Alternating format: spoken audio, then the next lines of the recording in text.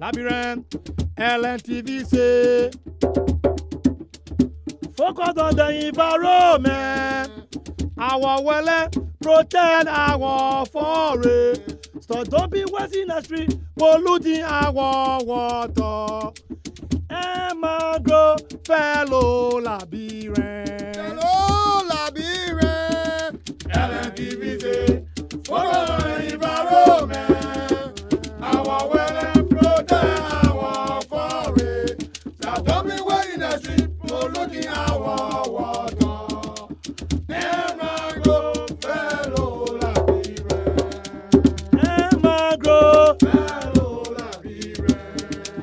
Hello and welcome to Focus on the Environment, a program that discusses issues affecting our environment. The issue of REDD+ implementation is what we'll be discussing on the program today. For more insight on this topic, we have as guest REDD+ National Coordinator Sir A. David Jr. I am Rachel Benwekoli. Please stay with us. Labyrinth, LNTV say, focus on the environment. Our well protect our forest. So don't be wasting the street, polluting our water. Emma fellow Labyrinth. Hello, Labyrinth. LNTV say, focus on the environment. Our well protect our forest. So don't be wasting the street, polluting our water. Emma fellow Labyrinth. Emma fellow Labyrinth. Welcome back. REDD+ is no more than a set of guidelines on how to report on forest resources and forest management strategies and their results in terms of reducing emissions and enhancing removals of greenhouse gases. To this story now, the National Forestry Inventory has been launched. The program was held at the University of Liberia Auditorium in Monrovia. Let us join some of the speakers at the ceremony, beginning with Forestry Development Authority Board Chair Harrison Conway. He called on the government to discourage logging in order to protect the forest. We have to now look at a way to discourage the destruction of the forest, to focus on conservation activities and find creative means for the communities to generate money from their forest instead of concessioning it to industrial forest exploiters. I want to seize this opportunity to thank all of you Liberian technicians that have made this possible, but also the Norwegian government through the NIFI, which is the Norwegian Climate and Forest Initiative, NORAD. The United States government has also been helping along the way through USAID and all of the various projects. The European Union.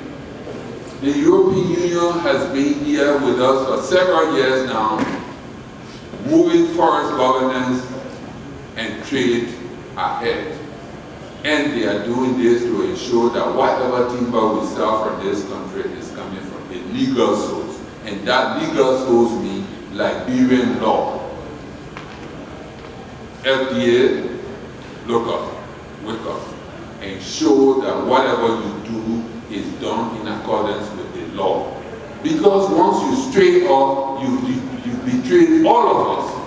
All of us who are depending on you to implement the law accordingly. When you go astray, the board is brought into public disrepute. Also speaking, the Environmental Protection Agency Executive Director Wilson Tappe lauded donor partners for their support in protecting the environment. Today is a major milestone, and we want to thank our partners, the Norwegians, the Swedish, and the World Bank. Without your support, we would not be here. But this is a very important milestone for us. At least for the first time, we are able to quantify what is it that we have. And working with this figure and working with this vast critical information, which we intend to feed into the national capital accounting, it will even enhance our ability to know what it is that we have as assets, and in our next economic planning, we'll be able to leverage that in order for us to finance our development. The situation with the forest, I think and I believe that with your support, we'll continue to reinforce what has been done. We want to assure our senior brother that the work that's been done in the area of forestry, the EP will continue to work with the FDA to ensure that the work that has been done, especially when we look at what it is, the community is going to be benefiting from that.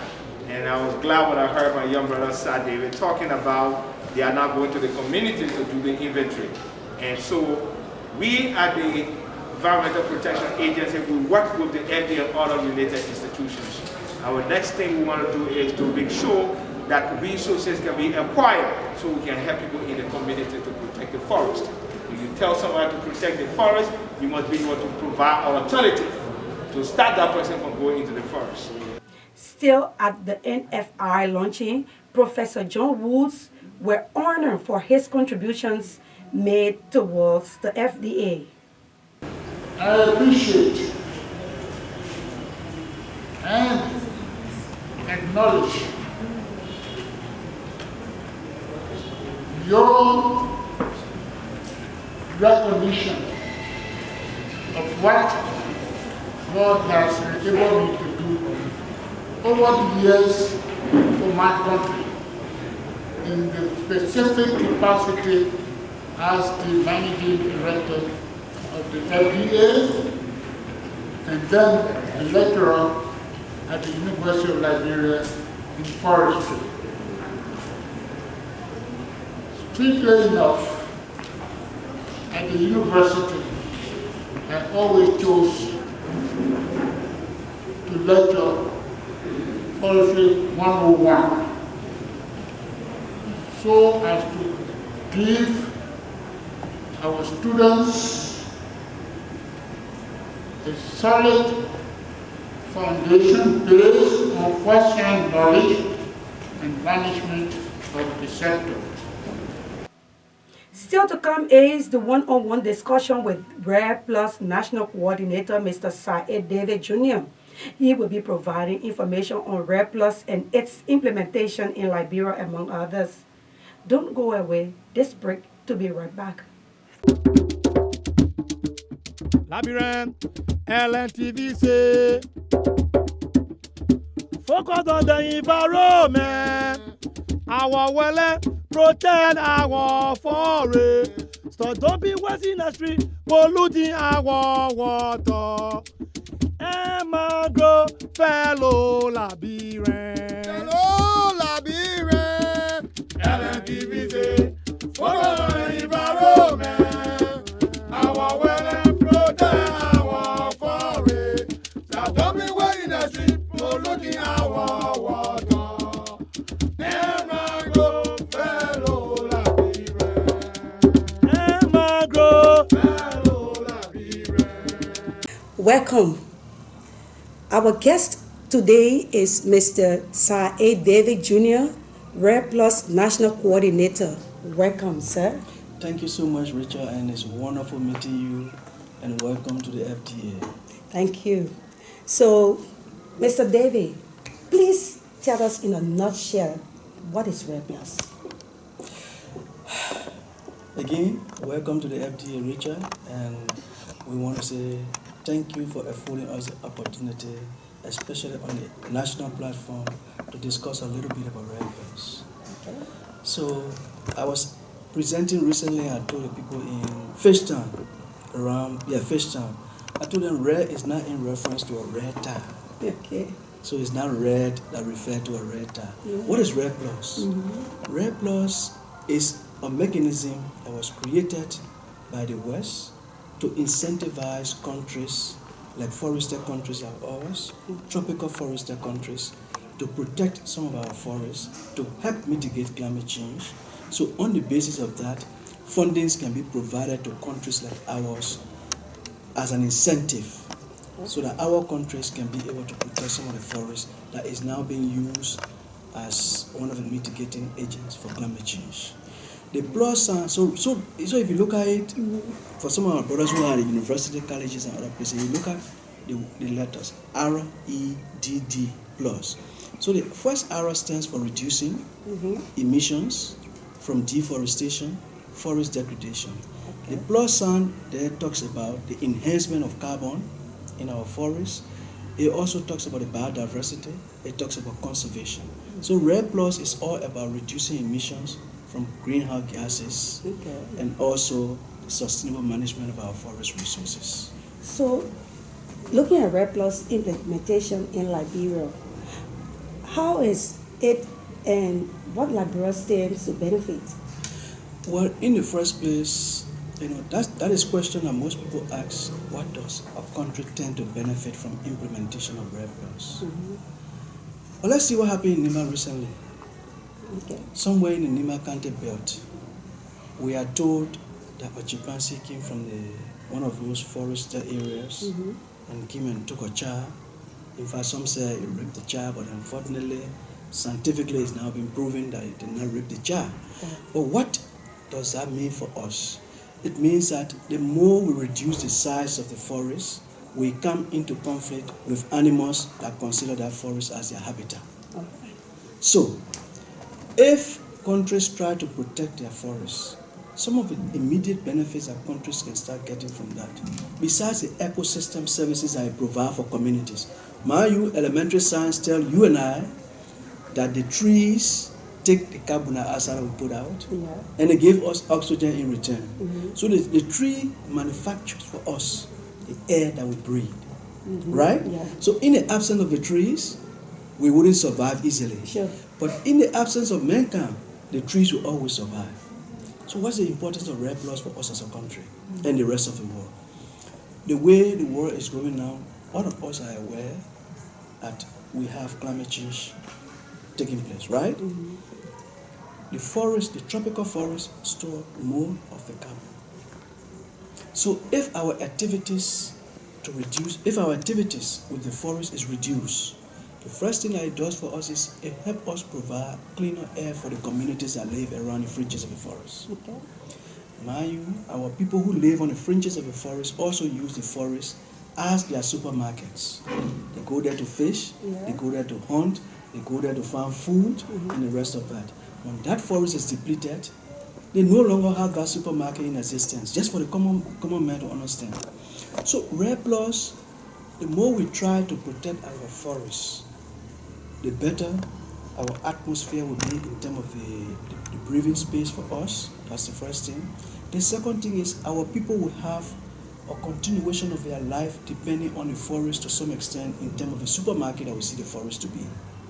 Then the overall bigger picture, which is just a little bit of that piece, is where countries like ours now will begin to benefit from what is called REDD plus funding, which in most cases we refer to as result-based payments. And result-based payments come about if a country, and that is what we have done. Liberia for the first time has presented to the UNFCCC our FRAIL. And what is the FRAIL? The FRAIL is a forest reference emissions level. We now have a baseline in terms of what our country forest emission level is. So once we begin to reduce from our current baseline, then we can now go out there to say we are reducing our carbon emission as a country, and we have come to get payment for this emission level that we are reducing. So that is the end of it. But prior to the end of it, there are benefits that come prior to the end of it. And those benefits are what I want our people to focus on and not the end result, which is the result-based payment. The immediate benefits that come is we have an environment that is conducive environment for us as a people and those who live around the fringes. We have an environment in the forest where you have biodiversity. So now, when I was growing up in Yekepa those days, sometimes we ran around the town. We saw monkeys around, right? Yeah, sure. Now, you can't see monkeys around. Our kids will only see monkeys in the books. But if we have our forests protected to some extent, we still have these biodiversities in our forest. We still have the animal species, different tree species, different kind of species in our forest that the rest of the world have interest in. In my view, I hope I'm not going too much, but at least. Recently we did 2018, 2019, we conducted our national forest inventory. That is one of the results that REDD Plus indirectly brought to us as a people, right? Okay. Because if you are involved in REDD Plus activities, you need to do your forest inventory to get your data from the forest to come up with your emissions level. So indirectly, we have benefited in the way that we shouldn't have benefited as a country if we were not doing REDD Plus. It took us millions of dollars, $2 to $3 million, to conduct our national forest inventory. And you recently launched it? Yes, we recently launched that. That was launched on the 30th of May, and we are proud to say we are one of the countries in Africa that can now say. And look, the interesting thing was this national forest inventory was conducted by a team of Liberians with technical advice from the FAO, because that's the FAO niche. The government of Norway, along with the Forest Carbon Partnership from the World Bank, called the FCPF, provided funding. But we now have a team of Liberians that we consider as experts in doing forest inventory. So, but recently you talk about in 2018 and 2019 when you started the inventory, but in 2019 you, along with when I say you, FVA and REDD Plus, along with EPA, had a dialogue for stakeholders at the Farmington Hotel in Magabe County. And there you stressed the need for the FDA law to be revived. Can you speak to that a little bit? Yeah, so the lawyers will speak to that better. But let me just take a step back. You see, when it comes to REDD Plus implementation in Liberia, the FDA is the head and the EPA is our co-partner. So EPA co-chairs with us because EPA looks at the environment. Even the way the REDD Plus is set up now, the EPA is leading on the safeguard, the environmental safeguard aspect of REDD Plus. Even though we are the drivers, but they are our co-partners in this process. And you have other government agencies like the Ministry of Mines and Energy and other the Ministry of Agriculture that are all part of it. So we're talking about law, and not in the context of looking at FDA law specifically, but we're talking about looking at laws in the context of the sector. You have mining ongoing in the sector. You have agricultural activities ongoing in the sector. You have, so all of these create, so the way we give our contracts, our concessions, take for example mining concessions. I stand to be corrected where mining concession in Liberia is given outside of the forest. I stand to be corrected. Most of our mining concessions, or almost all of our mining concessions, are given in forested areas. So they lead to forest degradation, they lead to deforestation. So it has environmental implications. So we need to look at our mining law in the context of the way forest is being handled, in the context of the environment. Fortunately, our colleagues from the Ministry of Mines and Energy are now revising the mining law, and they are taking into consideration the environmental, and so they're taking into consideration REDD Plus activities and also environmental issues in the context of mining. Then you look at agriculture. Our agricultural concessions are mostly given in forested areas. So the point we are trying to make in our presentation in Farmington is how can we look at our agriculture laws or agricultural activities, look at the regulations, look at the policies that exist in Ministry of Agriculture, look at the policies that exist at the FDA, look at the policies and laws that exist at the Environmental Protection Agency, look at the policies and laws that exist at the Ministry of Mines and Energy, to harness all of these and have it as a basket where all of these activities are taken at one shopping spot. So that's what we were talking about. So, but even at the FDA, there are basically, and the FDA lawyers will tell you that there are some of the laws that are archaic, that we need to revive. There are some of the laws that when you look at the laws, they conflict with other laws. The land authority came about when FDA was already in existence. The FDA already has some of the regulations passed and all of that, right? Now you have the issue of land being discussed. when you are discussing the issue of forest, forest does not exist in isolation of land. Of course. Forest exists on the land. So the question is, who takes charge of discussions for community forests that is on community land? So we must have a room where we sit, and good thing is, on the Labrador Forest Sector project that we are currently leading, there are 6 government entities that are part and parcel of these discussions and that benefit from the Labrador Forest Sector project with funding from Norway through the World Bank. In those 6 government entities, the FDA, the Environmental Protection Agency, Ministry of Mines and Energy, LESGES, Okay. the Land Authority, and the Ministry of Agriculture. Okay. So it was strategic in bringing all of these entities together because we realized that these are entities that have to do with land use change. A forest will have to be taken away. One of these entities is somehow involved. Yes. If land issue come about, one of these entities is somehow Agriculture, involved. the farming. Precisely. Slice and burn. So that's where we are. Yeah. Yeah. So you see some of the benefits that are coming out of REDD+, even in the absence of that end result that we are looking for, which is the result-based payment. You now have a situation where, with funding from some of our donors, we have an inter-agency connectivity and collaboration room where we can sit at REDD+ and say, look, it's about time for all of us to come together because we are all being funded from this basket. Okay. Oh, wow. So, at the launch of the forestry inventory, you also you talk about, there's a 4C that the REDD+ is covering: conservation, communities, commercial, and the 4C is so, carbon. thank you. I just want you to elaborate more on that.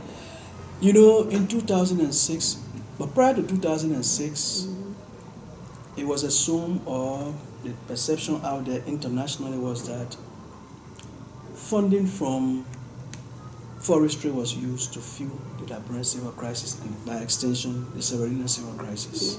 And so there was an imposition of ban on raw timber export from Liberia. 2004-5, somewhere around there, the Liberian government asked the UN to lift the sanctions. And the UN position was there must be a vigorous reform in the sector in order to lift the sanction. So in 2006, this reform went out. Extensive discussions with communities, with governments, with our international partners. And so at the end of the day, the reform brought in what is called today the 3Cs approach, strategic 3Cs approach at the FDA. So it talks about commercial, talks about conservation, and it talks about community. And so when Professor John Woos, who we honor, we had an honor as part of our launch, we honor him the last time. When he came back as managing director for the second time, some of the discussions in the corridors of the FDA, we are told, were the issue around REDD+, where REDD+ fit in this new mechanism. And people looked at REDD+ at the time as fitting into conservation. But after 2006, the discussions continued. And so, with funding from the World Bank somewhere around 2012, to begin to test, to see whether we have in place a mechanism or a system that Liberia can depend on to start getting money from carbon sales instead of just the raw timber, then we got this grant from the World Bank. And so that's what set up the REDD implementation unit at the FDA. So that grant was being used, and Norway came in to now give us a bigger chunk to begin to bring in more partners and work along. So as we are moving along, the discussions we are having now is becoming clear that the 4C has come. And so the 3Cs that are there, we are saying there's a new guy on the block too. And that new guy on the block is carbon. Because eventually we are still going to sell timber, raw timber. Sure. We are still going to extract timber to make tables and things around here, right? Building and the rest of that. We're still going to have community forests. Community forests could be conservation. Community forests could be the extraction of timber, the extraction of non-forest timber products, like cola nuts, like what we call around here beta cola. All of those are non-forest timber products. We're still going to have conservation where we're going to be conserving some part of our forest, right? But then we also eventually going to now ask the rest of the world to say we have reduced our emissions from greenhouse gases, specifically from the forest sector. So we need to be paid for it. So if we need to be paid for it, it must stand alone. So that's where the fourth C has emerged and is a new guy on the block for Liberia. Wow. So maybe just before we take a leave of you, you talk about you talked about it earlier about wildlife and people coming having interest into our wildlife, and that is ecotourism. So that ecotourism strategy, you talk about it. You always talking about it. How would Liberia benefit from ecotourism? Countries like the Gambia, they don't have the resources that we have. They benefit a lot from tourism. Other countries, Kenya, benefit a lot from tourism. And recent study shows that countries like ours stand a lot to benefit from ecotourism, other than the extraction of timber, other than looking for gas and what have you. But look, what we did as part of our Liberia Forest Sector project was to develop a roadmap for ecotourism. We see the potential. People wouldn't come to Liberia to look at skyscrapers. What's the skyscrapers we have here? If people want to look at skyscrapers, they go to Washington, D.C., they go to Paris, they go to London. But if people intend to come for visit here, they want to see what we have in our forests. And that's where ecotourism come in. They want to see some of these species that they don't see around the world. That's where ecotourism come in. Beautiful birds. The beautiful birds. We got people come. People come, you get to see butterflies. No, it's no as simple as it may be. People come here just to see butterflies. Recently, there was a study conducted. We, under the Liberia Forest Sector project, we hired the Wild Chimpanzee Foundation to do a study in the proposed Crown Bassa proposed national park. And a new species of was it a lizard or something? I don't remember exactly what was this, but something new was seen in that forest. And people around the world are now asking when they can come to see. So that's the beginning of ecotourism. And look, ecotourism has more than just the money the guy will pay to pay from Rawas fee to go to, say, Sapo. Let's take, for example, if a tourist scheme, the first thing when he learns to Rawa fee, he buys a SIM card. So the guy who's selling SIM card has made some money from the tourists who have come. Yes, cash. The second thing is the tourist need a vehicle to get up from where he is to go to the nearby hotel. Transport. So the transport guy gets something from there. Okay. That transport guy needs petrol for his vehicle, either fuel or gasoline, right? The guy selling at the filling station gets some money from the transport guy. This guy is this individual is now taken to the hotel. That hotel provides services, right? Yes. Some of our sisters and our brothers work in those hotels. They are paid for their services. Sure. So you see what ecotourism, what tourism does? They are paid for their services. Now this individual decides to travel to either Cape Mount, to Lake Piso, or go to Sapo. He gets in a vehicle. He or she gets in a sorry. I'm mostly male dominated, so sorry I keep saying he. But that individual gets into a vehicle, gets to Sapo, pay for admission to Sapo, and spend a couple of days there. Okay? The interesting part here is, say for example, that individual has come to see maybe a particular type of bird that is said to be in Sapo, or a particular type of animal that is said to be in Sapo. Right? Animal traps have seen it. That individual goes in the park, sleeps for 3-4 days.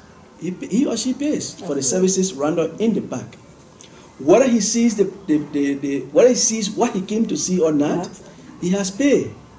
But the point I'm trying to make is ecotourism is a long stream of money, other than just the extraction of this timber. You just extract the timber, get it out, it's done. Is Mr. Sir A. David Jr., National Coordinator, REDD Plus Liberia. Thank you for being there. Well, that's it for today. We have this environmental quote by Franklin D. Roosevelt, which says, "A nation that destroys its soils destroys itself. Forests are the lungs of our land. purifying the air and giving the fresh strength to our people. Thanks for being there. Until next time, I am Rachel Bengwe-Cody. Goodbye. LNTV say, focus on the environment. Our well, protect our forest. Stop dumping waste in the street, polluting our water. And mangrove fellow labyrinth. Fellow labyrinth. LNTV say, focus on the environment. Our well, protect our forest. Stop dumping waste in the street, polluting our water. And mangrove fellow labyrinth.